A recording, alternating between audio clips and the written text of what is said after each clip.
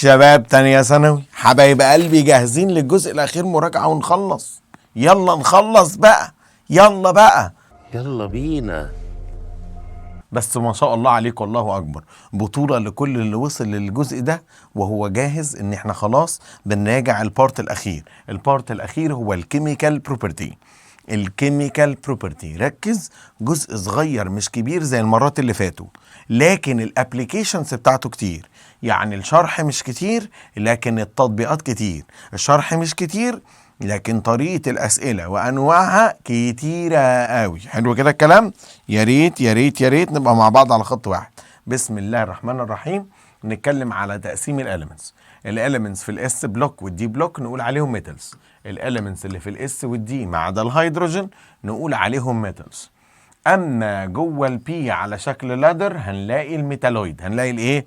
الميتالويد. وفي اخر البي بلوك نلاقي النون ميتال، وسيبك من النوبل جاز ملناش دعوه بيهم. عرفنا تقسيمه البريودك تيبل انها مش ميتال ونون ميتال ونوبل جاز بس، طلع في حاجه في النص اسمها ميتالويد. مين هم الميتالز؟ معلوماتنا عن الميتالز. الميتالز هم من اول جروب 1A لحد جروب 2B، يعني الاس بلوك والدي بلوك. at the left side of the periodic table، على شمال البريودك تيبل. عندهم او بيتقال عليهم الكترو بوزيتيف. ليه؟ عشان عندهم لارج راديوس. لارج ايه؟ راديوس. سهل يخسر الكترون. low ionization potential. their tendency to lose electrons and change into positive ion. ادي معنى الكترو بوزيتيف، وده يصب في مصلحتك. واخد بالك انت؟ يصب في مصلحتك. سلك النية كده على الدرس اللي فات بتاع درس الريديوس لما قال لك هتحدد البوند اتوميك ولا كوفيلنت، يعني شير ولا ايون، اتوميك ولا ايونيك، اتوميك ولا ايه ولا ايونيك. بص كويس، اللي على شمال البريودك تيبل ميتالز لارج راديوس لو ايونايزيشن ايزلي لوز الكترون.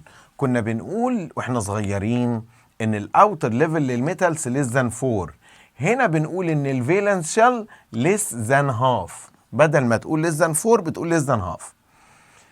They are good electric conductors due to their mobility of their few valence electrons. بسبب سهل انه يقدر يحرك الالكترون.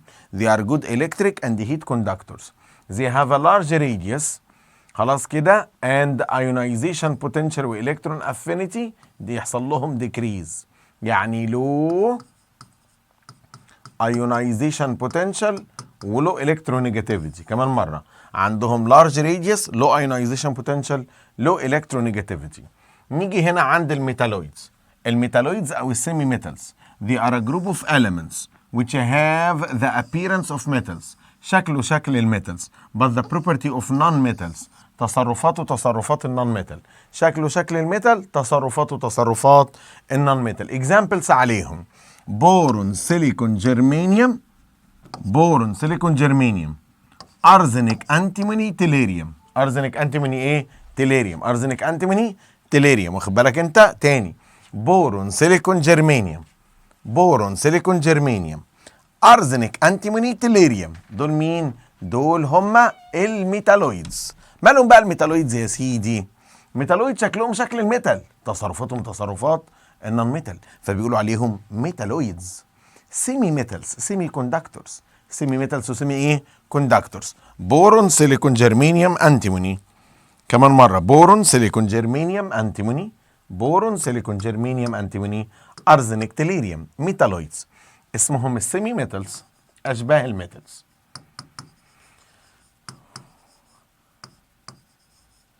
سيمي كوندكتورز اشباه الكوندكتورز.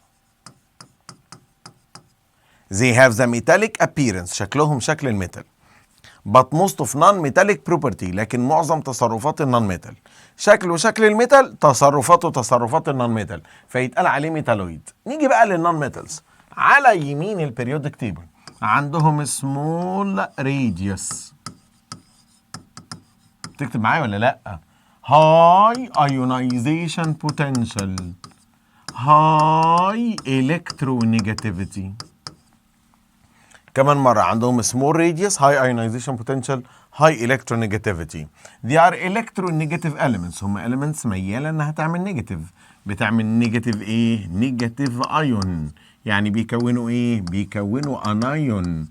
يعملوا نيجاتيف ايه؟ نيجاتيف ايون. بيكونوا ايه؟ بيكونوا انايون. هم اللي على يمين البريودك تيبل اللي سهل يخسروا الكترونز due to their ability to gain electrons forming negative ion. عندهم قدرة انهم يكسبوا الالكترونز ويكونوا نيجاتيف ايون. ويكونوا نيجاتيف ايه؟ ايون. فنقول عليهم ان هم الكترونيجاتيف، يعني ميالين للنيجاتيف الكترونز. their valence shell كنا بنقول ان الميتال contain more than 4 اكتر من 4. هنا بنقول more than half its capacity اكتر من نص. they are don't conduct او they don't conduct ايه they are don't دي they don't conduct electricity ما بيوصلوش electricity، او نقدر نقول عليهم they are bad conductors for electricity موصل سيء للالكتريستي. ليه؟ due to their valence electrons are strongly bounded to the nucleus. الاوتر الكترونز مشدوده للنيوكليوس بقوه. represent الاس sub level only in hydrogen. الوحيد اللي نون ميتال هو الهيدروجين found in p sub level كلهم. they have a small atomic radius which increase the ionization potential and electron affinity. ادي فكره ميتال نون ميتال ميتالويد. وطبعا ما اقدرش احرمك من رسمتي الجميله لمكانهم في البريودك تيبل. لازم كل حته نذاكرها نحط الرسمه بتاعتها عشان نفهم التقسيمه. دلوقتي انا عندي arrange للكيميكال بروبرتي، وعندي arrange للكيميكال بروبرتي وهو اوكسايد، يعني لما يرتبط بالاكسجين. فركز معايا الفرق بين اني اقول لك رتب الاليمنت ورتب الاكسايد. رسمه التيبل بناء على الكونفيجريشن اللي عملناه تبقى عامله كده. ادي الاس وادي الدي. الاس بلوك والدي بلوك بيبداوا من الشمال لليمين، فتلاقي نفسك هتبدا بسترونج ميتال اللي هو الكالاي ميتال، الكالاي ميتالز اللي هي اقوى ميتالز، وتبدا الميتاليك بروبرتي ديكريز. على اليمين هتلاقي البي بلوك، في هنا نوبل جازس مالناش دعوه بيه. هنا هتلاقي معظمهم نون ميتالز. يبقى اللي على شمال البريودك تيبل ميتالز واللي على يمين البريودك تيبل نون ميتالز. هتلاقي هنا البورون سيليكون والجرمانيوم والانتيموني. البورون والسيليكون والجرمانيوم والايه والانتيموني. هتلاقي هنا الجماعه الحلوين الامامير دول خلاص اللي هو مجموعه الميتالويدز موجوده هنا. واخد بالك انت بادئه من اول جروب 4A لحد جروب 7A على شكل لادر، على شكل سلم. فدول حاله خاصه، بورون سيليكون جرمانيوم انتيموني تيليريوم. خلاص كده دول انت عرفتهم. يبقى اللي على الشمال ميتال واللي على اليمين ايه؟ نون ميتال. ركز بقى كده معايا. لما يقول الارينجمنت اوف بروبرتي تدرج الصفات from up to down through the group، من فوق لتحت في الجروب، يحصل ايه؟ يحصل ان الميتاليك بروبرتي انكريز. وما تنساش ان احنا كنا قليلين كمان ان الراديوس انكريز بأمارة السيزيوم. هنا خدنا المرة اللي فاتت مفتاح حل مهم قوي قوي قوي قوي. كل حاجة عكس الراديوس، كل حاجة عكس الراديوس فيما عدا الميتاليك. كمان مرة كل حاجة عكس الايه؟ الراديوس فيما عدا الايه؟ الميتاليك. فتيجي تلاقي هنا السيزيوم. السيزيوم زي ما احنا عارفين largest radius وكمان strongest metal. كمان مرة largest radius و strongest metal، أكبر radius وأقوى ميتال على شمال البريودك تيبل. تحت شمال على شمال البريودك تيبل. طيب فوق هنا عندنا مين؟ عندنا مين؟ الكوين فلورين 9 smallest radius، أصغر radius. smallest radius أصغر إيه؟ أصغر radius، لكن في نفس الوقت عندها strongest non-metal. smallest radius و strongest non-metal، أقوى non-metal. يبقى اقوى نون ميتال واصغر راديوس، اصغر راديوس واقوى نون ميتال. يبقى انا لو مشيت من الشمال لليمين through the period، من الشمال لليمين، ببدأ بميتال واروح لنون ميتال، فهلاقي ان الميتاليك بيحصل لها ديكريز في نفس الوقت اللي الراديوس بيحصل له ديكريز، وده اكل كلامنا. كل انواع البروبرتي اللي درسناها عكس الراديوس فيما عدا الميتاليك، فيما عدا الايه؟ الميتاليك. ولو مش عارف ايه البروبرتيز اللي درسناها ده موضوع كبير، ارجع شوف بارت 2. تعبتلي قلبي، انت جاي تاكلها حته حته؟ انت داخل ليه هنا دلوقتي على الميتال والنون ميتال والراديوس وترتيبه وانت ما درستش الجزء اللي فات؟ يعني ايه ما ذاكرتش النيجاتيفيتي والافينيتي؟ هم دول تكمله الكلام، ارجع شوفهم يا ابني وعقل كده، ربنا يكملك بعقلك. ارسم الرسمه اللي قلناها المره اللي فاتت الاول، من الشمال لليمين ومن فوق لتحت. من فوق لتحت الراديوس انكريز، من الشمال لليمين الراديوس ديكريز. الراديوس ايه؟ ديكريز. وبكده كل حاجه عكس الراديوس ما عدا الميتاليك. لو الراديوس يكبر الميتاليك تكبر، لو الراديوس يصغر الميتاليك تصغر. تاني، الراديوس يكبر الميتاليك تكبر، الراديوس يصغر الميتاليك تصغر. يبقى دي رسمتنا الجميله. كل حاجه قل الكلام عن الميتال والنون ميتال لما عملوا رياكشن مع الاكسجين وبقوا اوكسايدز. وبقوا ايه؟ اوكسايدز. كمان مره، لما عملوا رياكشن مع الاليمنتس وبقوا اكسجين. لما الميتال يرتبط باكسجين يبقى بيزك اوكسايد.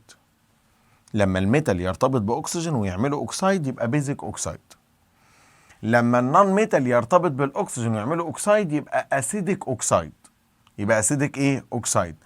اما لما الميتالويد يعملوا اوكسايد يبقى امفوتريك اوكسايد، متردد. امفوتريك اوكسايد ايه؟ متردد. تاني، لما الميتال يعمل اوكسايد يبقى بيزك اوكسايد. لما النون ميتال يعمل اوكسايد يبقى اسيدك اوكسايد. لما الميتالويد يعمل اوكسايد يبقى امفوتريك اوكسايد متردد. خلاص؟ طيب بص كده، الميتال اوكسايد بيزك اوكسايد زي صوديوم اوكسايد، بوتاسيوم اوكسايد، مغنيسيوم اوكسايد، كالسيوم اوكسايد. بتكتبهم ورايا في الشيت، افتح الشيت واكتب ورايا يلا. ها، صوديوم اوكسايد، بوتاسيوم اوكسايد، مغنيسيوم اوكسايد، كالسيوم اوكسايد. اي ميتال اوكسايد ديزولف ان ووتر فورمينج الكالي. يعني ايه الكالي؟ ميتال ومعاه او اتش. الالكاليز هم ميتال ومعاها او اتش.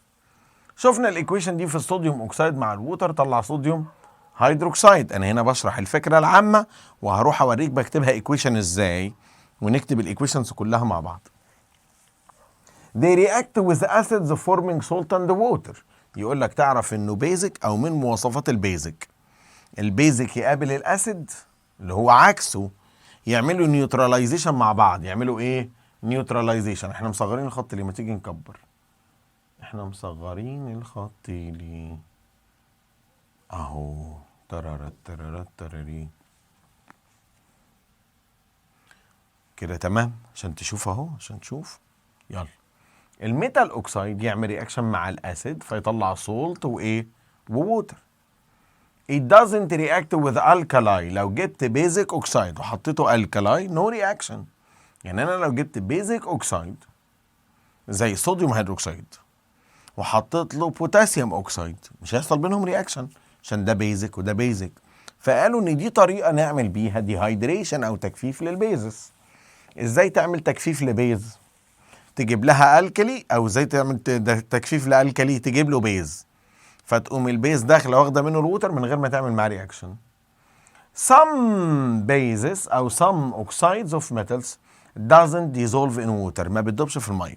بعض الاوكسايدز لا تدوب في الميه، زي الكبر اوكسايد، الليد اوكسايد، السيلفر اوكسايد، الايرون اوكسايد، او تقدر تختصرها بكلمه the heavy metal oxides. كمان مرة كلمة ايه؟ the heavy metal oxide. يبقى لو الاوكسايد داب في ميه هيطلع لك الكالي، يعني هيجي مرتبط بو اتش. هيجي مرتبط بايه؟ بو اتش. طيب شوف مع بعض الاسيديك اوكسايدز. الاسيديك اوكسايدز هم النون ميتال اوكسايدز. الاسيديك اوكسايدز هم النون ميتال اوكسايدز. زي مين؟ كربون دايوكسيد، سلفر دايوكسيد، سلفر ترايوكسيد، فوسفورس بنتا اوكسيد. كل دول نون ميتال اوكسيدز، كل دول نون ميتال ايه؟ اوكسيدز. ديزولف ويز ووتر او ديزولف ان ووتر فورمينج اسيدز، وتكون اسيد. مين هو الاسيد؟ الاسيد هو اللي اوله اتش وبعد كده معاه راديكال او نون ميتال نيجاتيف. الاسيد هو اللي اوله اتش. يبقى البيز يرتبط بالميه، البيزك اوكسيد يرتبط بالميه ويطلع الكلي اخره او اتش. الاسيديك اوكسيد، الاسيديك ايه؟ اوكسيد، مركز معايا، يرتبط بالميه ويطلع لي اسيد اوله اتش. اسيد اوله اتش. انت سامع الاساسيات عشان هروح امسك الورقه بتاعتنا دلوقتي واشتغل بالورقه والقلم. كربون دايوكسيد نون ميتال اوكسيد رياكت ويز الكالي فورمينج سولت اند ووتر، ودي تعتبر نيوتراليزيشن. ثانيه واحده، يعني انا لو جبت للبيزك اسيد يعمل سولت ووتر، لو جبت للالكالي لو جبت للبيزك اسيد هيطلع سولت ووتر، لو جبت للنون ميتال اوكسيد لو اسيدك اوكسيد بيز يطلعوا سولت ووتر. في نفس الوقت البيزك ما يعملش مع الالكالي رياكشن والاسيدك ما يعملش مع الاسيد كيميكال رياكشن. امال الامفوتيريك ايه؟ امال يعني ايه امفوتريك او امفوتريك؟ يعني متردد. ايه متردد دي؟ يعني احناش عارفين له حاجه. بيعمل الرياكشن بتاعه according to the medium. افتكر بقى كويس الحته اللي اقولها دي. changes its product او changes the reaction according to the medium. according to the ايه؟ medium. the amphoteric oxide المتردد.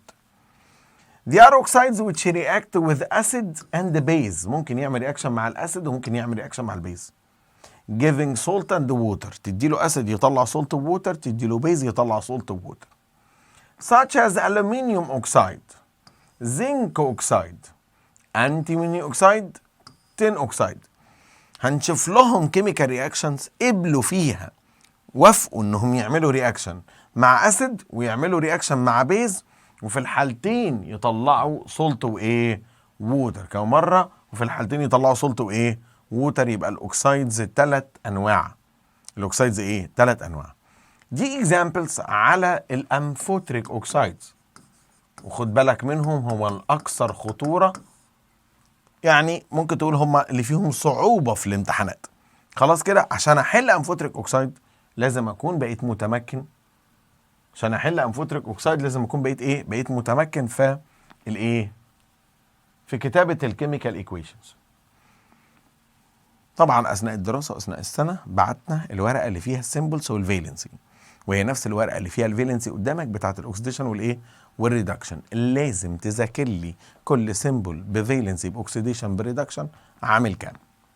لازم تعمل كده. ليه؟ عشان تعرف تحل. هقوله دلوقتي. اللي احنا هنحله دلوقتي ده يا شباب مبني على مذاكرتك للاكسيديشن او المعروف في مراحل عمرك اللي فاتت باسم الفالنسي. ولو مش عارف الفالنسي تخش بقى عندنا على قناه اليوتيوب بقى. لو انت بقى مش مذاكر فالنسي وما بتعرفش تعمل كيميكال ايكويشن والموضوع عامل لك مشكله، الحق بقى وقتك قبل ما عمرك يروح، لان ملهاش حل غير انك تخش تتفرج على بيزكس اوف كيمستري ثيرد سكندري على اليوتيوب بارت 2. بارت ايه؟ بارت 2 كمان مره. بارت 2 بيزك اوكسايد. نتكلم عن صوديوم اوكسايد Na2O. الصوديوم اوكسايد هو ميتال اوكسايد. ايه اللي يحصل لما ميتال اوكسايد يعمل رياكشن مع ووتر؟ اللي يحصل لما ميتال اوكسايد يعمل رياكشن مع ووتر يطلع ميتال هيدروكسايد اللي هو NaOH، صوديوم هيدروكسايد. عندنا حاجه اسمها البالانس اللي هو العد. احنا بنكتب الكيميكال ايكويشن على 3 خطوات، نحضرها نكتبها نعدها. عايز السؤال الاساسي ان اي بيزك اوكسايد هيعمل رياكشن مع الووتر هيطلع ميتال هيدروكسايد، وده يعتبر الكلاي. يعتبر ايه؟ الكلاي. هنعمل خطوه العد بتاعت البالانس. لان دخلت 2 خارجه 1، رحت عامل تايم 2 بره. 2 اللي بره بقت تايم ال Na، وال2 بقت الاو، وال2 تايم الاتش. يعني 2 تايم ال Na، وال2 تايم الاو، وال2 تايم الاتش. كده اسمها بالانسد كيميكال ايكويشن. يبقى صوديوم اوكسايد مع الووتر طلع صوديوم هيدروكسايد. بوتاسيوم اوكسايد K2O بلس ووتر اللي هي H2O هيطلع بوتاسيوم هيدروكسيد اللي هي KOH، وحصل نفس المشكلة في البالانس. الكي دخلت 2 خرجت 1، رحت عامل تايم 2 ظبطت الكي او اتش. ايه اللي يحصل لما الصوديوم اوكسيد يعمل رياكشن مع مع الاسيد Na2O بلس HCl؟ الرياكشن مع الاسيد اسمه سبستيتيوشن. قولوا ورايا اسمه ايه؟ سبستيتيوشن. كمان مره اسمه ايه؟ سبستيتيوشن، يعني استبدال. دبل سبستيتيوشن، اللي بره يتجوز اللي بره واللي جوه مع اللي جوه. اسمها اللي بره مع اللي بره واللي جوه مع اللي جوه. شماله بوزيتيف يمينه نيجاتيف، شماله بوزيتيف يمينه نيجاتيف، ده السبب العلمي. دبل سبستيتيوشن، اللي بره مع اللي بره واللي جوه مع اللي جوه. او كوبري ونفق، او شنب ودقن. كمان مره كوبري ونفق وشنب وايه ودقن، فتطلع ايه؟ فتطلع NaCl بلس H2O. كمان مره هتطلع NaCl بلس ايه؟ H2O. Na دخلت 2 خرجت كام؟ خرجت 1، رحت عامل تايم كام؟ 2. ظبطت ال Na لخبطت مين؟ Cl، بقت 2Cl، رحت عامل تايم كام؟ تايم 2، بقت 2 NaCl بلس H2O. يبقى اي ميتال اوكسيد هيعمل رياكشن مع الاسيد يطلع سولت وايه؟ وووتر. يطلع سولت وايه؟ ووتر. طيب ايه تاني؟ تعال نجرب ميتال اوكسيد تاني. اكزامبل بيجي برضو في الامتحانات. مغنيسيوم اوكسيد بلس سلفوريك اسيد H2SO4.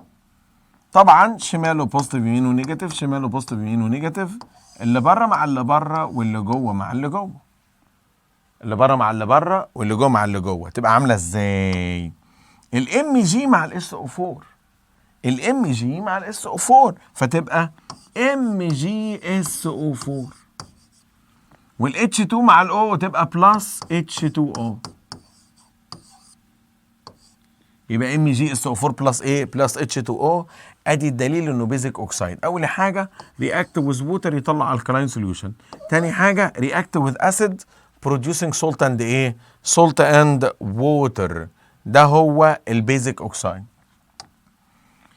طيب امتى نقول اسيديك اوكسايد؟ لما يكون نون ميتال اوكسايد يا مستر. استنى ثانيه واحده، عايز اعمل لكم حاجه. ايه اللي يحصل لو انا جبت، ايه اللي يحصل لو قلت Na2O بلس Na او KOH K2O بلس NaOH؟ هل هيحصل في الحالة دي نفس اللي حصل هنا؟ لا. ركز، ده ميتال اوكسايد وده الكلي، يعني بيزك مع الكلي. في الحالة دي نقول ايه؟ نو رياكشن. كمان مرة نو ايه؟ نو رياكشن.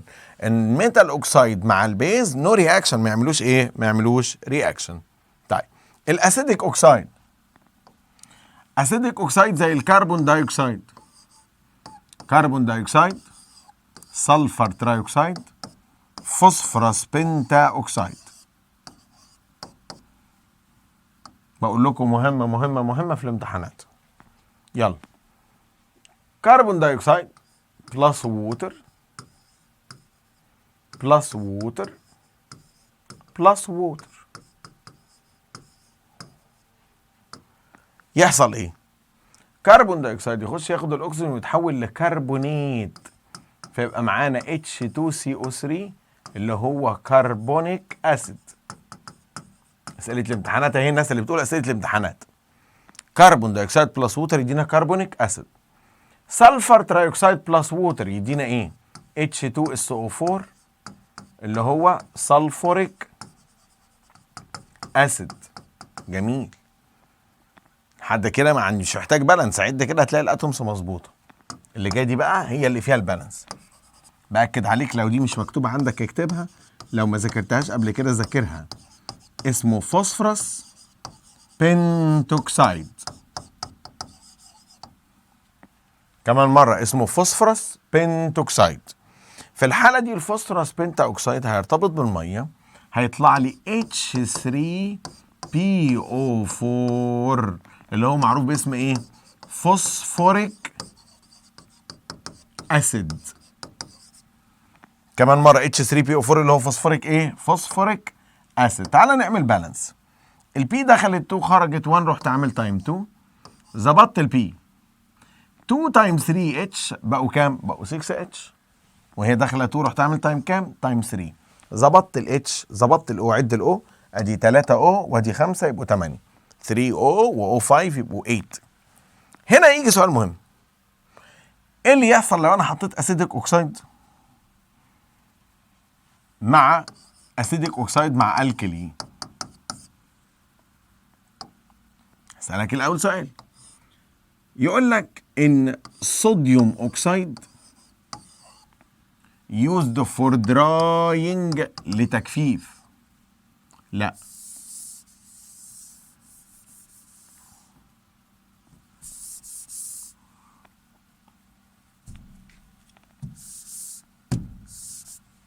مالك يا حبيبي؟ مالك يا بابا؟ البورد زعلت من اللي انا كتبته. البورد نفسها زعلت من اللي انا كتبته.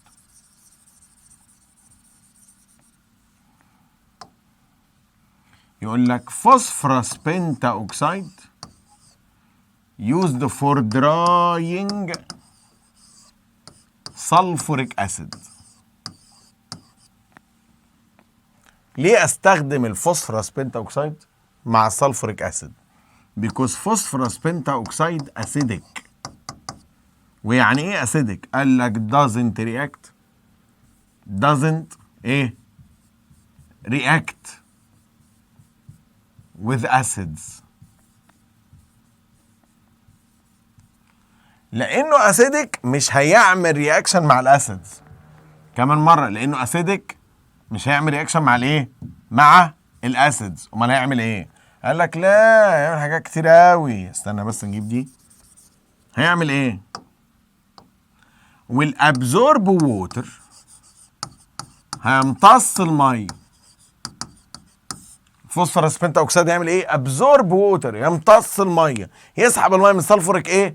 اسيد and doesn't react with it. طب لو جه قال لك نستخدم صوديوم اوكسيد، قول له عيب، خسئت يا زبيلحه، عيب، ما ينفعش تستخدم صوديوم اوكسيد، لان الصوديوم اوكسيد بيزك، هيعمل رياكشن مع السلفوريك اسيد. تاني، الصوديوم اوكسيد بيزك هيعمل رياكشن مع السلفوريك ايه؟ اسيد. لكن الفوسفورس بنتا اوكسيد ماله؟ اسيدك، مش هيعمل رياكشن مع الاسيد. خلاص كده؟ يبقى تاني، الاسيدك اوكسيد ما يعملش رياكشن مع الاسيد، والبيزك اوكسيد ما يعملش رياكشن مع البيز، والبيزك اوكسيد ما يعملش رياكشن مع البيز. نكمل كلامنا. في تسلسل الاحداث، وهو ان قلنا ان النون ميتال اوكسيد رياكت مع الووتر. النون ميتال اوكسيد رياكت مع الووتر يطلع اسيدك سوليوشن. هنقول دلوقتي ان النون ميتال اوكسيد زي الكربون دايوكسيد يعمل رياكشن مع الالكالي زي ال NaOH. ناخد بالنا ان ده الليسون الوحيد اللي فيه كيميكال ايكويشنز. الليسون ده هو الليسون الوحيد اللي فيه كيميكال ايكويشنز. لما تسيب ليسون ده، لما تسيب بارت الكيميكال بروبرتيز، هو لازم هيجيب في الامتحان حاجه على الكيميكال فورمولا. منهجك كله بتاع الترم ده ما فيهوش خلاص كده اي كيميكال ايكويشنز انك تكتبها من عندك، والكيميكال فورمولا من عندك غير في الليسون ده. يبقى بالعقل والمنطق عندك سؤال جاي في الامتحان من ده. يلا، CO2 مع NaOH هتطلع ايه؟ هتطلع Na2CO3.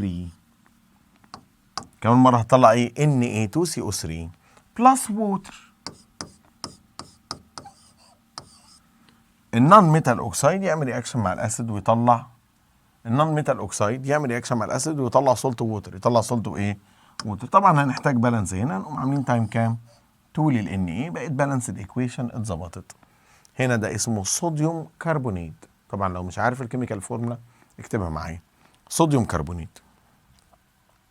كده قلنا تصرفاتهم. طب تعالى نروح للايكويشنز بقى اللي سبناها هنا، وهي تصرفات الامفوتيريك. كده احنا عرفنا البيزك بيتصرف ازاي والاسيدك بيتصرف ازاي. البيزك ياخد اسيد ويطلع سولت ووتر، والاسيدك ياخد بيز ويطلع سولت ووتر. السؤال هنا هو الامفوتريك بقى يعمل ايه؟ الامفوتريك يقابل الاسيد ويطلع سولت بوتر، اللي بره مع اللي بره واللي جوه مع اللي جوه، طلع زنك سلفيت ووتر. الله. بص بقى دي نفس ده لما يقابل البيز ما يعملش كده، يطلع حاجه جديده اسمها صوديوم زنكيت. راديكال لو انت ما ذاكرتش قبل كده الدرس ده فانت اول مره تكتشفه، اسمه صوديوم زنكيت. يبقى الزنك اوكسيد مع الصوديوم هيدروكسيد هتطلع صوديوم زنكيت، الزنك اوكسيد مع السلفوريك اسيد هتطلع زنك سلفيت.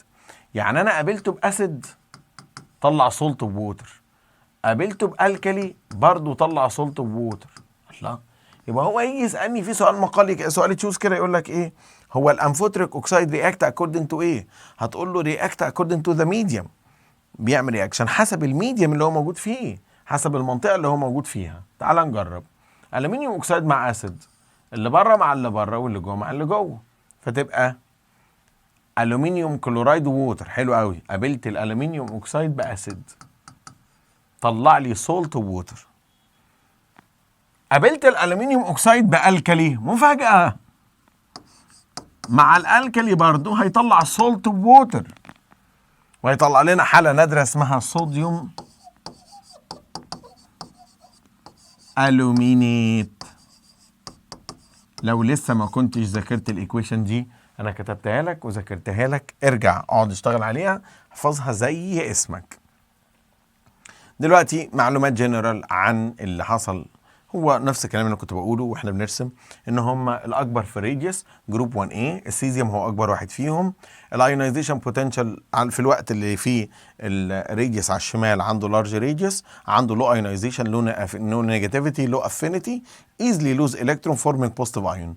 على اليمين هنلاقي جروب 7A، على اليمين هنلاقي جروب 7A اللي عندهم هم اللارجست جروب في الافينيتي، هم اللي ايزلي جين. خلاص كده هم اللي ايزلي ايه؟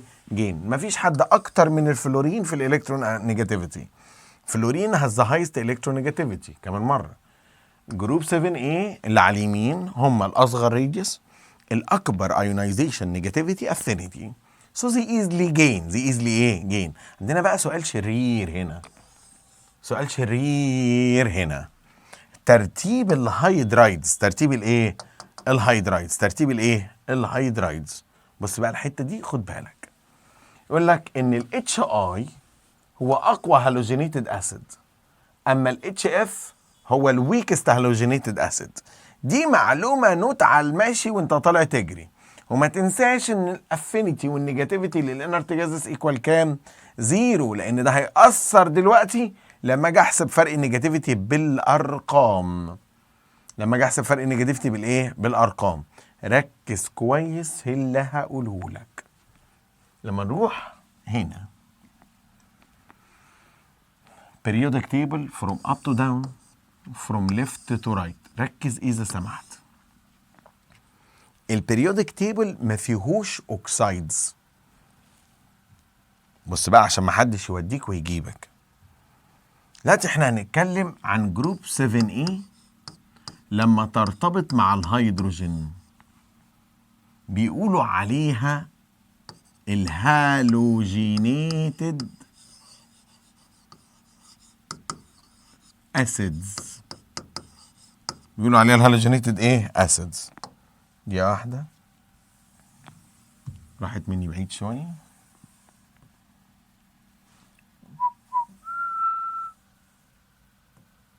تاتا يلا ظبطتها لكم. اسمهم الهالوجينيتد ايه؟ اسيدز. الهالوجينيتد اسيدز خدوا بالكم لما الفلورين، كلورين، برومين، ايودين يرتبطوا بالهيدروجين.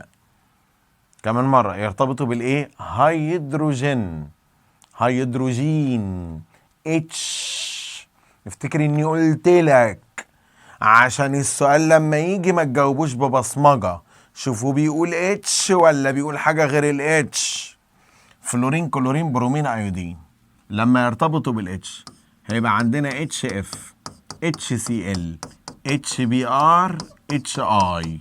فنقول ان واحنا نازلين لتحت كده الاسيديتي انكريز بين الاليمنتس بتاعت جروب 7A لما ترتبط بالهيدروجين. مفيش حاجه اسمها الاسيديتي انكريز في البريودك تيبل، لكنه تجاوزا بص كلام مرسل كده. تجاوزا هيقول لك اصل في البريودك تيبل وانت نازل من فوق لتحت خد بالك ان الاتش اف ده سترونجست اسيد فيهم في اخواته، سترونج اسيد في اخواته، اما الاتش اف هو ويكست اسيد. ولو جات لك مقالي انا اقول لك الفلورين اقوى نيجاتيفيتي، اقوى واحده في الاتراكشن، بتمسك الاتش ما تسيبهاش. الاسيد هو اللي يطلع اتش، اللي يرتبط بالفلورين وهي اعلى نيجاتيفيتي. الفلورين ما تسيبش اتش، الفلورين تمسك في الاتش كلبش فيه. عريس يا ماي، عريس عريس يا ماي، تقوم ماسكه الاتش مش راضيه تسيبه. عريس يا ماي، واخد بالك انت، تقوم ماسكه الاتش مش راضيه تسيبه. فبالتالي الاسيد المفروض يبقى بزخ كده يدي اتش، الفلورين ما تديش اتش، فالاسيد بتاعي يبقى ضعيف. الايودين عندها لارج ريديوس لو ايونايزيشن لو نيجاتيفيتي مقارنه بالفلورين، فتخسر اتش، يبقى دي بيظهر عليها الاسيدك، دي ما بيظهرش. لما اكون اقارن بين جروب 7A هايدرايدز، لما اكون بقارن بين جروب 7A ايه هايدرايدز. طب لما اجي عند جروب 1A، بلاش جروب 1A عموما، استنى، بلاش جروب 1A. الفرق بين 1A و 7A لما يرتبطوا بالاكسجين اسمها اوكسايدز يا بيه، يا باشا اسمها اوكسايدز، يا حبيبي اسمها اوكسايدز. الميتال اوكسايدز بيزك، النون ميتال اوكسايدز اسيدك.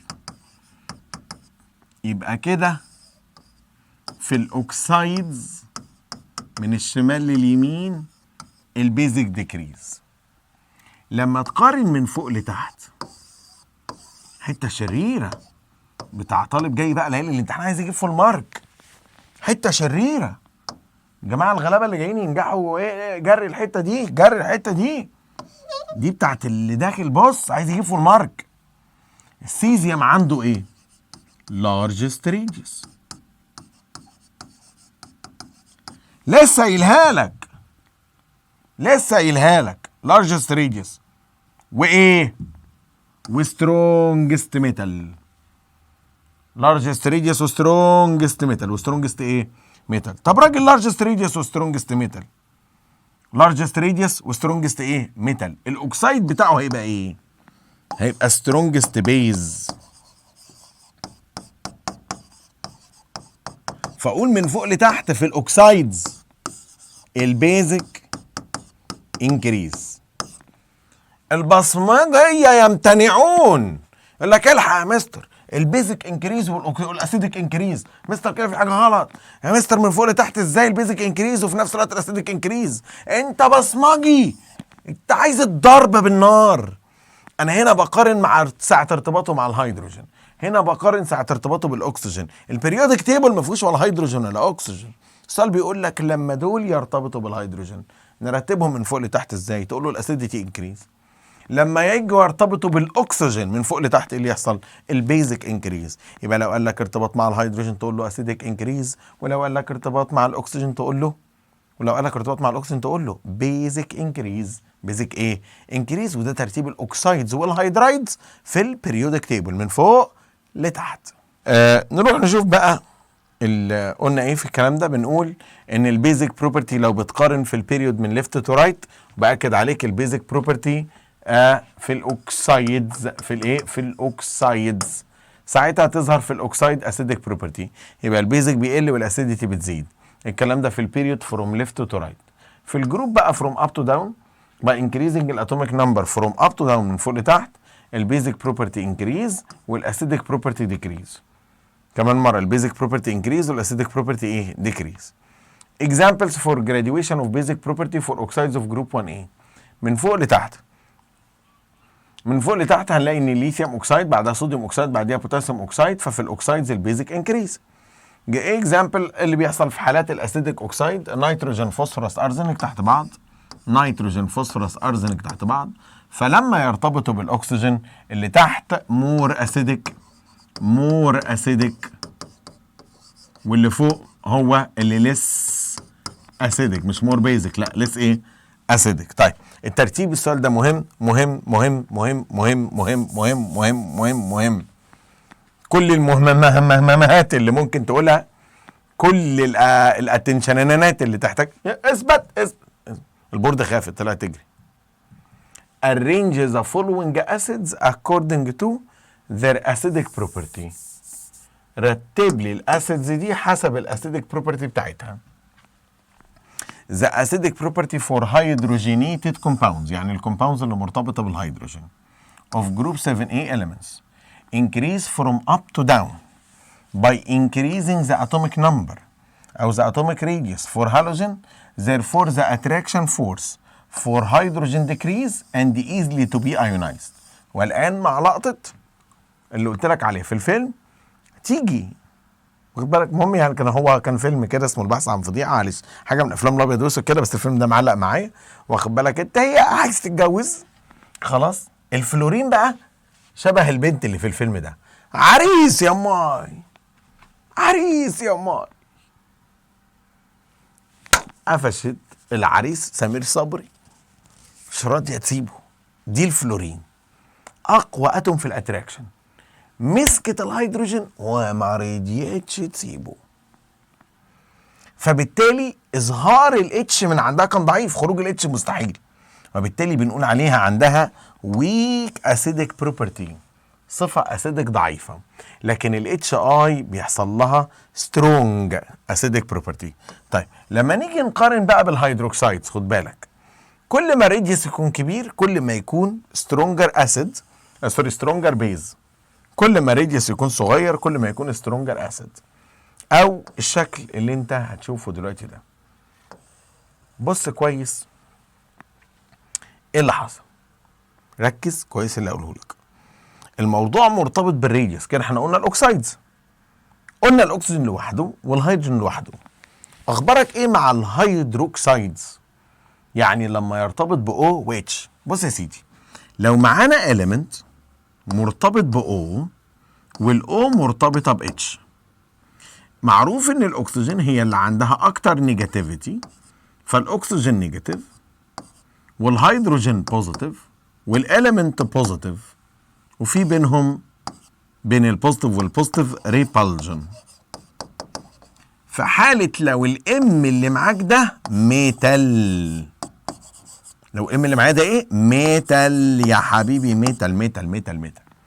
لو الام اللي معاك ده ميتال، فالام هيكون عنده لارج ريديوس وويك اتراكشن.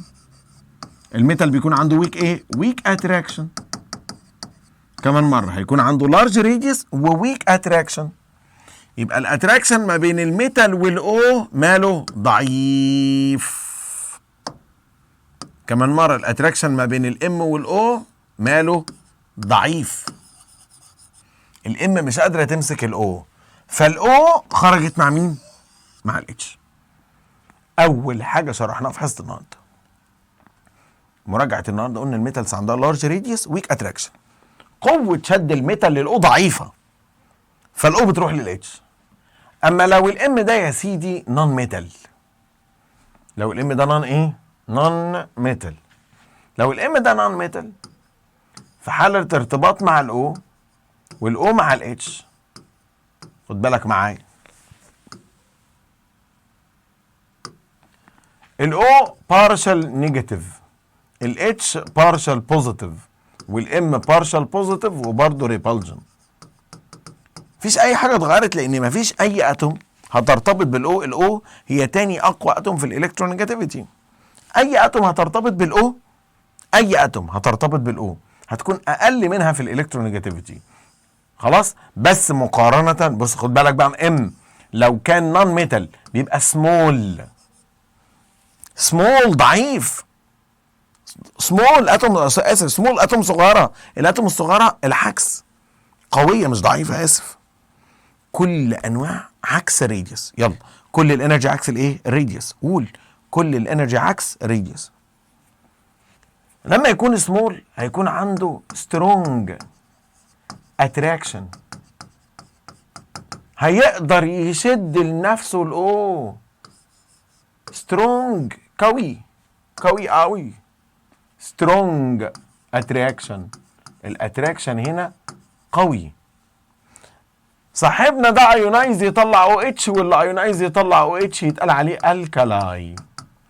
يبقى الميتال هيدروكسيد يحصل له ايونايزيشن ويطلع او اتش فيبقى الكالاي.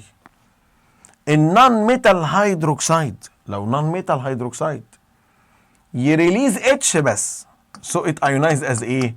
اسيد. لسه شرحناها من شويه. اللي يخسر الاتش يتقال عليه اسيد، واللي يخسر او اتش يتقال عليه الكلي. طب والامفوتريك بقى؟ قال لك نيوترال اتراكشن. الامفوتريك نيوترال اتراكشن، الاتراكشن بتاعه متعادل، ممكن يكون سترونج وممكن يكون ويك. الامفوتريك نيوترال اتراكشن، ممكن يكون سترونج وممكن يكون ويك. يبقى تاني الامفوتريك نيوترال اتراكشن. نيوترال ايه؟ اتراكشن. نقول تاني مع بعض. الميتال سترونج اتراكشن ولا ويك اتراكشن؟ ويك، ضعيف. الميتال لارج راديوس ويك اتراكشن، ايزلي لوز او اتش يطلع الكلي. النون ميتال سترونج اتراكشن، قوي. النون ميتال سترونج اتراكشن قوي، والاتراكشن القوي ايونايز ريليزنج اتش، واللي يخسر الاتش يتقال عليه ايه؟ اسيد. خلاص؟ طيب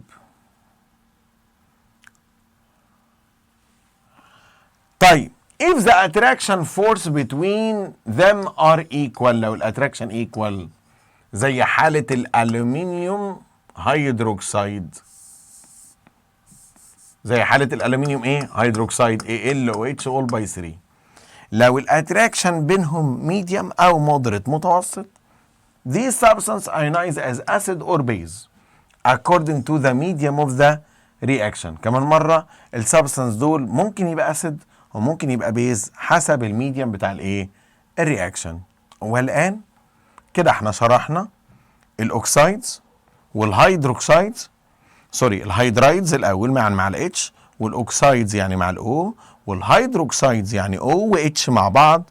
دلوقتي هنتكلم على اخر حاجة وهي الاوكسجينيتد اسيدز.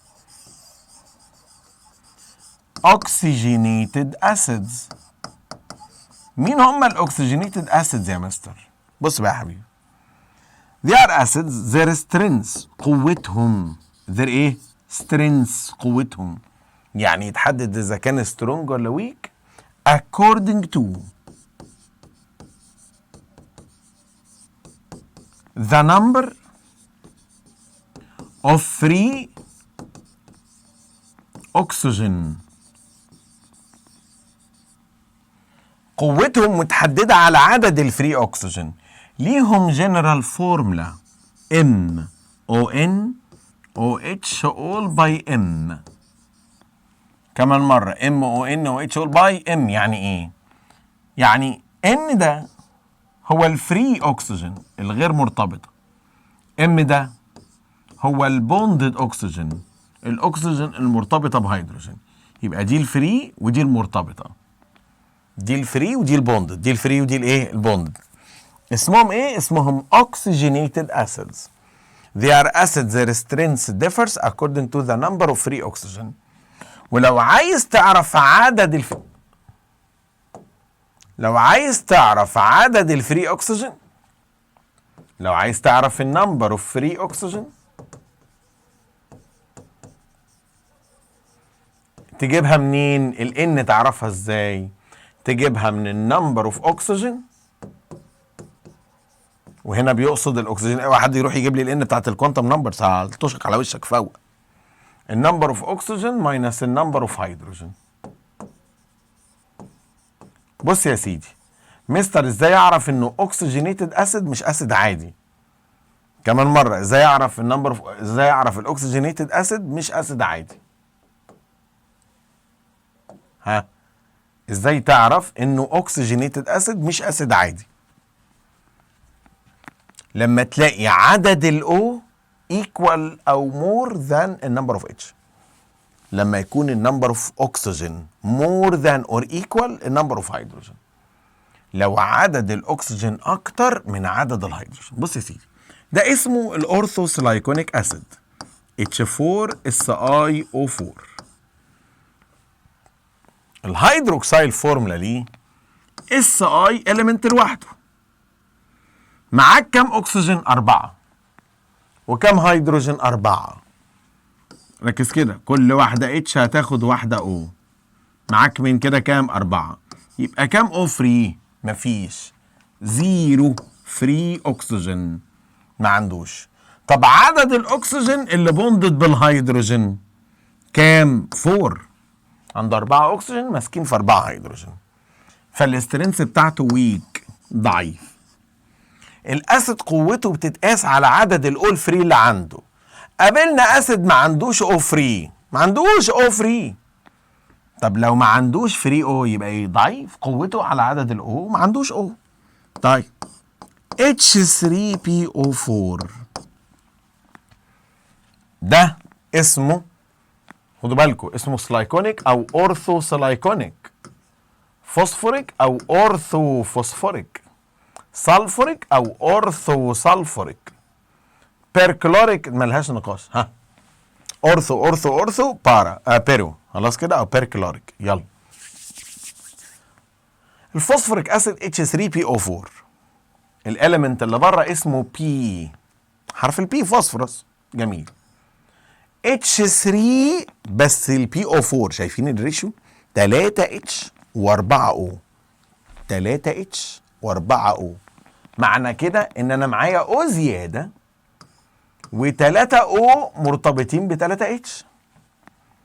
طب نجيبها، اعمل النمبر اوف اوكسجين ماينس النمبر اوف هيدروجين. 4 ماينس 3 يبقى معاك كام؟ 1. برافو عليك، 1 فري اوكسجين. طب عدد الاكسجين البوندد المرتبطه اللي هو حرف الام، بص ده الان وده الام. الان هنا بكام؟ ب1. طب والام هنا بكام؟ ب3. يعني 3O مرتبطين ب3H، وبالتالي ده بنقول عليه ميديوم اسيد او مودريت اسيد، اسيد متوسط او متعادل. ميديوم اسيد او مودريت ايه؟ اسيد. جاهزين؟ واحد تاني، H2SO4 نعملها بطريقه تانيه بقى. يلا، اول حاجه نعد كام او فري معانا. عدد الاو كام؟ 4. عدد الاتش كام؟ 2. بص كده، ال4 اكسجين ماينس 2 هيدروجين يطلع 2. برافو، معانا 2. ممتاز. الاليمنت اسمه ايه؟ اس، سلفر.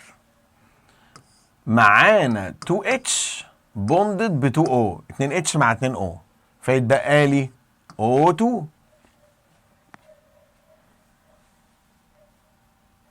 الام بكام؟ ب2. عدد الهيدروجين اللي بوندد بالاكسجين 2، فيتقال عليه ايه؟ الله عليك، سترونج. درجاته ويك، ميديوم، سترونج.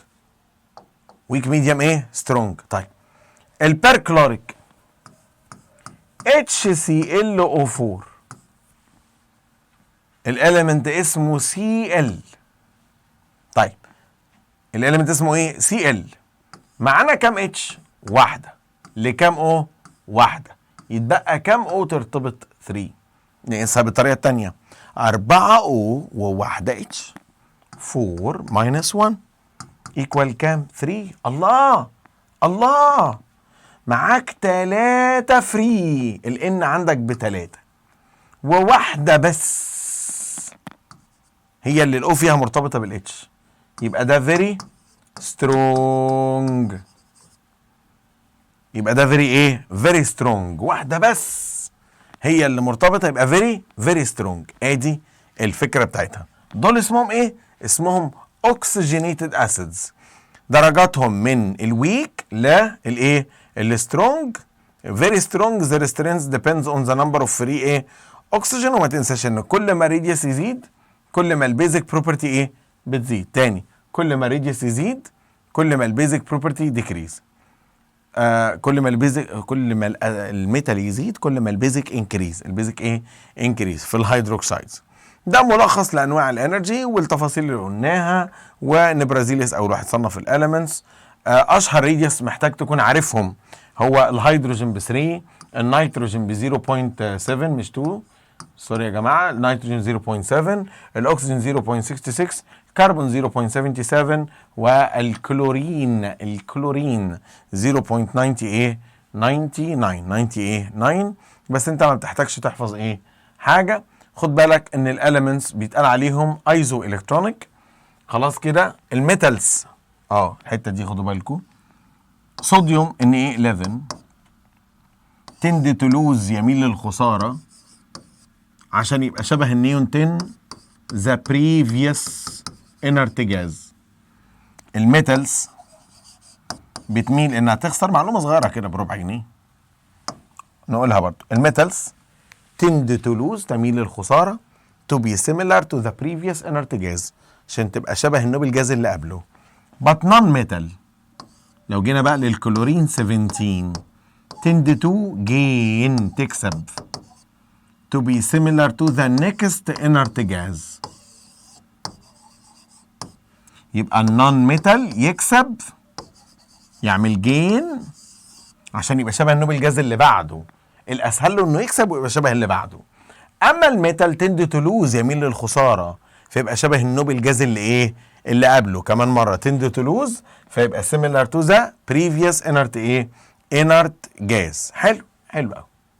نيجي بعد كده لدرس الاخير والختام بتاع منهجنا. الحمد لله كده ما يتبقالناش غير حل الامتحانات ليله الامتحان، وافكار التقييمات بتاعه الوزاره، وكوليكشن مجمع من الحاجات الايه الصعبه، ونوتس. يعني نفتكر هتبقى ليله الامتحان يا دوب يبقى عندنا ملخص شغل 4 ساعات، يعني تكون مخلص كل اللي وراك. ما تكومش، اتمنى ما تكومش حاجه ليله الامتحان. اتفقنا؟ تعالوا نروح نذاكر درس الاكسديشن والريدكشن. درس الاكسديشن والريدكشن بالعقل هو جزء نظري صغير. الدرس يتهيأ لك انه صغير جدا ومفيهوش تفاصيل. جزء نظري صغير ثم شوف بقى الحته الخطيره بقى، الحته اللي هقولها لك دلوقتي دي. جزء نظري صغير ثم ازاي تكتشف الاكسديشن والريدكشن العاديه اللي هي حالات الاليمنتس المشهوره اللي بتيجي في حالات المولكيول والتشوز الصغيره. ثم اهم لعبه عندنا، لعبه الطالب الشبراوي. سؤال بندور على مين؟ ازاي تحل سؤال بندور على مين؟ ايه سؤال بندور على مين ده؟ ازاي اكتشف مين حصل له اوكسيديشن ومين حصل له ريدكشن؟ بوز، وقف، اشرب حاجه دافيه، اظبط لي دماغك وجنبك ميه، مركز قوي قوي قوي قوي عشان نعمل الفينش بتاعها. يلا. الاكسيديشن نمبر اند تشارج. اوكسيديشن نمبر هو مجرد رقم وتشارج بيتكتب على الاليمنت او الراديكال to identify the number of electrons lost or gained or shared by. يعني لما اجي اكتب كده، ركز كده معايا، صوديوم Na11 ده ايون. حلو. بوزيتيف يعني ايه؟ لوز الكترونز. فبوزيتيف 1 معناها لوز 1 الكترون. مغنيسيوم بوزيتيف 2 ده ايون، لوز 2 الكترونز عشان عليها بوزيتيف 2. حلو. Cl نيجاتيف ده ايون، النيجاتيف معناها جين، يبقى جين 1 الكترون. الاكسجين O نيجاتيف 2 يعني جين 2 الكترونز. خلاص كده؟ طيب ركز كده معايا. بوزيتيف يعني لوز ونيجاتيف يعني جين. الكلام ده لما يكون ايونيك ما عندناش مشاكل، ده دخلت الدرس العاديه اللي كل الطلبه مذاكراها. هتعمل ايه؟ هتيجي تبص هنا يقول لك ايه؟ الاكسيديشن نمبر بوزيتيف اور نيجاتيف تشارج وذ اتوم ان ايونيك اور كوفالنت. تعالى هنا، اقف بقى هنا وقول لي في الكوفالنت ازاي يبقى في بوزيتيف ونيجاتيف. لقطه مهمه جدا جدا، هي دي اللي هتميز لك بقى الحوار. في الكوفالنت ركز كده الحته دي. لو كوفالنت يعني شيرنج، كوفالنت بوند يعني شيرنج. يعني ايه شيرنج؟ كوفالنت يعني ايه؟ يعني شيرنج. في الكوفالنت بوند ادي الكترون وادي الكترون عاملين شيرنج مع بعض. الاتوم اللي عندها سمول راديوس قلنا بيكون عندها هاي الكترونيجاتيفيتي. كويس. فيقول لك ان بيتكون عليها partial negative charge، تشارج نيجاتيف مؤقتا. يبقى اللي عنده هاي الكترونيجاتيفيتي هياخد نيجاتيف، واللي عنده لو الكترونيجاتيفيتي هياخد بوزيتيف. الله، طب ما دي كده معلومه تانية. لو انا ايون وايون، اللي بيعمل لوز يبقى بوزيتيف واللي يعمل جين يبقى نيجاتيف. ما ينفعش اتنين يعملوا لوز اتنين يعملوا جين، ما تستعمل. احنا في اخر المنهج اظبط دماغك كده، اتنين بوزيتيف يعملوا ريبالجن، اتنين نيجاتيف يعملوا ريبالجن، مش موضوعنا. ركز في الحته دي. لو هو ايونيك كومباوند بوزيتيف يعني لوز ونيجاتيف يعني جين. لو هو كوفالنت كومباوند بوزيتيف يعني لو الكترونيجاتيفيتي، ونيجاتيف يعني هاي الكترونيجاتيفيتي. يبقى في حاله الكوفالنت كومباوند البوزيتيف والنيجاتيف بتعبر عن ديفرنس الالكترونيجاتيفيتي. طيب لو معايا كيميكال كومباوند عادي توتالي، عدد البوزيتيف بيبقى قد عدد النيجاتيف، فبنقول ان النت تشارج مجموع التشارجز اللي عنده ايكوال زيرو. اكس واي كومباوند مكتوب كده NaCl، بدل مش مكتوب عليه اي تشارجز فوق، بص بدل ما عليهوش اي علامات يبقى شماله بوزيتيف يمينه نيجاتيف، وعدد البوزيتيف قد عدد النيجاتيف. شماله بوزيتيف ويمينه نيجاتيف، وعدد البوزيتيف قد عدد الايه النيجاتيف. The oxidation number of any element in its pure state equal كام؟ equal zero. The oxidation number of any element of an ion equal الايون عليه. بص بص بص، لو انا قلت لك ان A بوزيتيف ايكوال للبوزيتيف المكتوب عليه، Cl نيجاتيف ايكوال للنيجاتيف المكتوب عليه. في معظم الحالات الاكسيديشن نمبر لاي اتوميك جروب اللي انت كنت زمان بتسميها راديكال، اتوميك جروب ده اسم قديم وراديكال ده اسم الحديث اصلا، اللي انت بتقول عليه فالنسي، فالاكسيديشن نمبر ايكوال للفالنسي. از ان اكزامبل، لما اقول لك كربونيت CO3 نيجاتيف 2 معناها ان الكربونيت كلها بنيجاتيف 2، الكربونيت كلها بايه؟ بنيجاتيف 2. كمان مره تاني، لو الكومباوند ما عليهوش حاجه فوق بنقول ايكوال زيرو، لو عليه تشارج فوق بنقول ايكوال للتشارج مكتوب عليه. كمان مره، لو الكومباوند ما عليهوش حاجه فوق بنقول ايكوال زيرو، لو عليه حاجه بنقول ايكوال للتشارج مكتوب عليه. عندنا ارقام اوكسيديشن كونستانت لازم تبقى متذاكره عشان تعرف تحل بيها الفاريبل. عندنا ارقام اوكسيديشن كونستانت عشان تعرف تحل بيها الفاريبل. زي ايه؟ الاكسجين ليه رقم كونستانت نيجاتيف 2، ده طبيعي، بس عنده حالات نادره. في البيروكسايد بيبقى بنيجاتيف 1، في السوبر اوكسايد بيبقى بنيجاتيف هاف، في الاكسجين فلورايد بيبقى بوزيتيف 2، لان اي اتوم هترتبط بالفلورين الاتوم هتبقى بوزيتيف والفلورين هي اللي نيجاتيف. طب ليه؟ عشان الفلورين عندها ذا هايست الكترونيجاتيفيتي. بس بقى كويس عشان ما تخشش تقول لي انا ما بقتش فاهم وبتاع. بص انا اقرب منك عشان احسسك ان الموضوع ودي وان انا واقف معاك في السنتر. بص يا حبيبي، احنا قلنا لو عاملين كوفيلنت فالموضوع فارق في الالكترونيجاتيفيتي، صح؟ صح، معلش استحملني وانا جنبك كده. فيقول لك اللي عنده هاي نيجاتيفيتي نيجاتيف ولو نيجاتيفيتي بوزيتيف، العالي نيجاتيف والقليل بوزيتيف. حلو كده؟ طيب اي حد هيجي يرتبط بالفلورين، لسه قايلين ان الفلورين قالت عريس يا ماي، صح؟ الفلورين اقوى اتراكشن. اي اتوم هترتبط بالفلورين هتبقى الفلورين نيجاتيف والاتوم الثانيه بوزيتيف، مش مهم مين. اي حد غير الفلورين هتبقى الاكسجين هي اللي نيجاتيف. الاكسجين اتوميك نمبر 8 والفلورين اتوميك نمبر 9. يعني لو دي ملكة الجمال دي الوظيفة الأولى اللي هي أول واحدة أو أجمل واحدة بعدها على طول. فدي الحركة. الفلورين عندها هاي إلكترو نيجاتيفيتي، هاي إلكترو إيه؟ نيجاتيفيتي. نيجي بعد كده لمين؟ هوب هوب هوب هوب. نيجي بعد كده لمين؟ للهيدروجين. يا بابا بس معلش عشان آخر الشيت بقى خلاص. الهيدروجين الطبيعي إن الهيدروجين يبقى بوزيتيف 1، اكسبت حاله واحده حذرتك منها واحنا بنتكلم في ريديوس، حاجه اسمها الميتال هيدرايد. يعني لو حد من 1A او من 2A ارتبط مع الهيدروجين، في الحاله دي الهيدروجين بيبقى بكام؟ بنيجاتيف 1. يبقى الهيدروجين في كل حالاته بوزيتيف 1 ما عدا لما يكون ميتال هيدرايد بيبقى بكام؟ بنيجاتيف 1.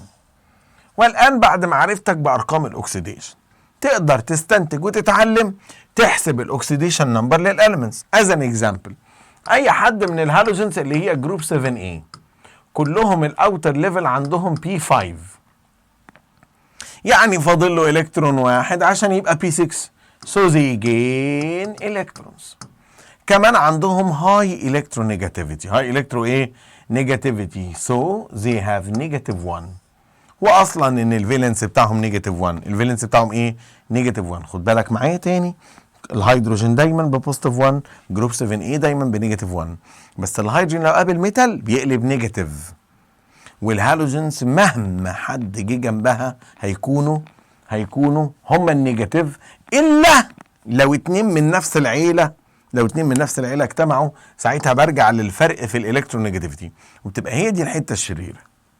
وبناء عليها قال لك وي كان ديتكت، نقدر نستنتج اذا كان حصل اوكسيديشن ولا ريدكشن. اوكسيديشن ولا ايه؟ ريدكشن. فلو لقينا البوزيتيف تشارج بتزيد، لو البوزيتيف انكريز نقول عليها اوكسيديشن، لان الاوكسيديشن از ذا بروسيس اوف لوزنج الكترونز. اوكسيديشن از ذا بروسيس اوف لوزنج ايه؟ الكترونز.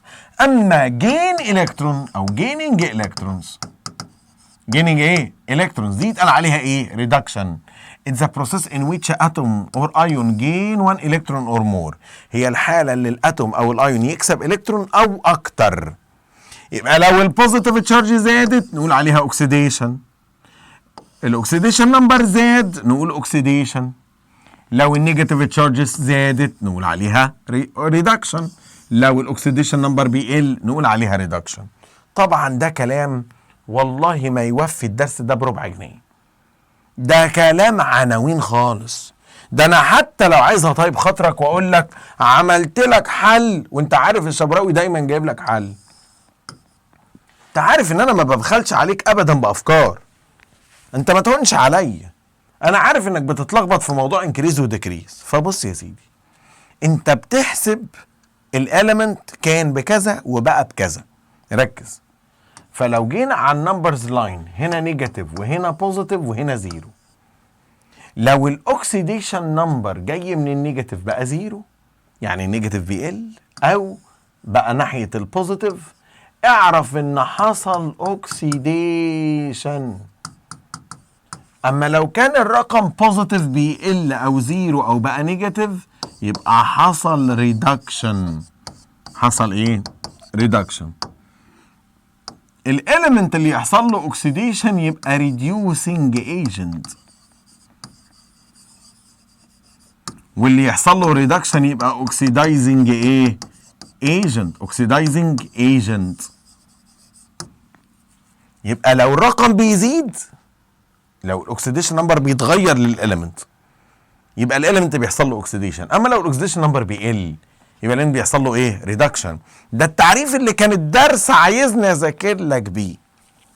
دي كده افكار الدرس العاديه، اللي هو بيقول لك انا بص يا حبيبي، لو في حاجه مكتوبه فوق ايكوال الرقم اللي مكتوب، لو ما فيش حاجه مكتوبه فوق يبقى ايكوال زيرو، وبعدين الشمال بوزيتيف واليمين نيجاتيف وجمعهم.